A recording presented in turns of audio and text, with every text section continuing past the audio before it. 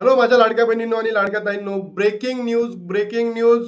सर्व अपात्र बहिणींसाठी खुश खबर आणि खुश खबर. ती न्यूज काय ती मी तुम्हाला सांगतो बघा. तर आजची तारीख बघा 21/8/2025.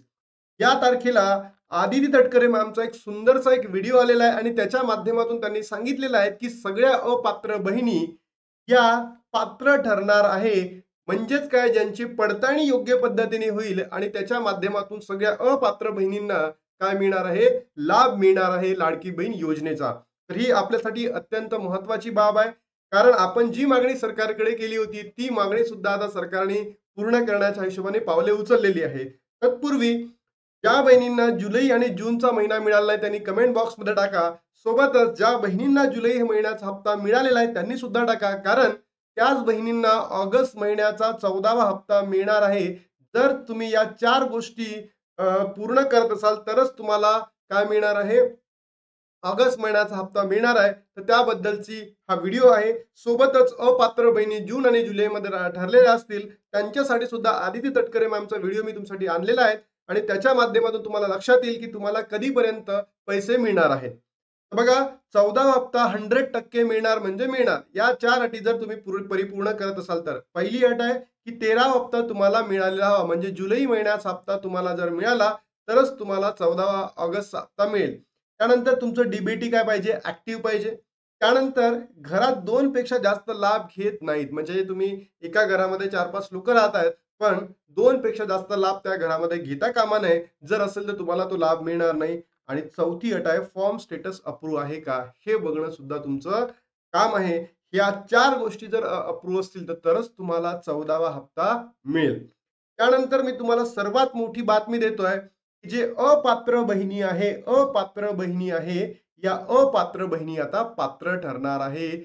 आदिती तटकरे मॅमचा जो व्हिडिओ आहे मी तुम्हाला इथून पुढे सांगतोच, दाखवतोच.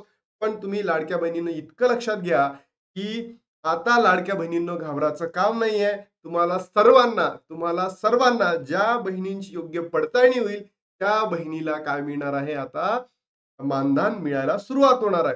पण हे जे मानधन आहे कशा पद्धतीने मिळणार आहे याची सविस्तर चर्चा आदित्य तटकरे मॅमच्या व्हिडिओमध्ये तुम्हाला दिसली असेल आणि ती दिसणार पण. पण मला इथे एवढं म्हणायचं आहे की तुम्ही लाडक्या बहिणींनो व्हिडिओला लाईक करा, शेअर करा आणि सबस्क्राईब करायला विसरू नका. आणि पुढे 2 मिनिटाचा आदित्य तटकरे मॅमचा व्हिडिओ आहे तो तुम्ही बघा आणि तुम्हाला समजून येईल की खरंच अपात्र बहिणी पात्र ठरणार की नाहीत म्हणून. चला तर मग बाय बाय. लाडकी बहीण योजनेचा लाभ घेतलेला आहे, त्याच्यामुळे सरकारला 162 कोटी रुपयांचा चुना लागलेला आहे. मी याआधी सुद्धा अनेकदा या संदर्भामध्ये आम्ही म्हटलेलं आहे की लाडकी बहीण योजनेच्या बद्दल चांगलं आणि वाईट दोन्ही पद्धतीचे ऑब्सेशन्स लोकांना झालेले आहेत आणि त्याच्यामुळे बऱ्याचशा कालावधी म्हणजे काही ना काहीतरी त्याच्यामध्ये काढायचं आणि ही स्कीम कशी चुकीची आहे तो एक प्रयत्न हा सातत्याने होत चाललेला आहे. आम्ही त्या संदर्भात आधी माहिती दिली की जे आम्हाला IT डिपार्टमेंटनी ही माहितीच्या अधिकारात म्हणजे डिपार्टमेंटनीच दिलेली माहिती आहे, ही काही नव्याने कुठं आलेली माहिती नाही आहे. ज्या वेळेला माहितीचा अधिकार हा डिपार्टमेंट किंवा त्या विशिष्ट विभागाकडनं किंवा त्या संबंधित सेक्शनकडनंच ती माहिती मागवली जात असते. जी आहे वस्तुस्थिती ती माहितीच्या अधिकारातून समोर आलेली आहे. त्याच्यामध्ये काही असं नाहीये की नव्याने काहीतरी शॉकिंग कुणीतरी शोधून काढलेला आहे. 12-14 हजारचा डेटा हा आम्हाला IT विभागाकडनं मिळालेला आहे. आम्ही त्याचं बायफर्केशन करत आहोत की त्या 12-14 हजार मध्ये अशा महिला आहेत का की जे जेन्युइन लाभार्थी आहेत पण त्यांच्या बँकमध्ये अकाउंट्स नव्हते म्हणून त्यांनी त्यांच्या घरातल्या पुरुषाचा अकाउंट दिलेला आहे का, किंवा असे काही आहेत का की ज्यांनी दिशाभूल करून तो लाभ घेतलेला आहे का. याचं सविस्तर बायफर्केशन आल्याशिवाय आपण ते चुकीचंच आहे का योग्यच आहे अशा पद्धतीचा निकष त्या ठिकाणी काढणं हे चुकीचं आहे. साधारणपणे त्यांना क्रॉस व्हेरीफाय करावं लागेल. शेवटी महिलेचं अकाउंट हे महिलेकडेच असलं पाहिजे.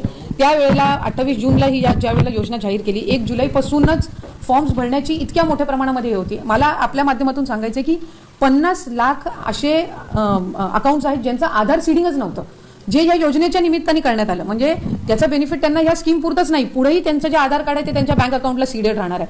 पण असे काही असतील ज्यांचं कदाचित स्वतःचं खातं नसेल, घरातलं एकच खातं असेल पुरुषाचं आणि त्यांनी ते त्यांच्या फॉर्ममध्ये भरलेलं असू शकते. काही असे असू शकतात की त्यांच्याकडे तो रॉ डेटा आलाय पण तो क्रॉस व्हेरीफाय आम्हाला ग्राउंड लेवलला करणं गरजेचं आहे. त्यामुळे या सगळ्या बाबी आहेत जिथपर्यंत आमच्याकडे त्या संदर्भातला फायनल डेटा आणि बायफर्केशन येत नाही त्यामुळे त्याबद्दलची टिप्पणी किंवा एखाद्या कन्क्लुजनला आपण येणं हे काही योग्य राहणार नाही.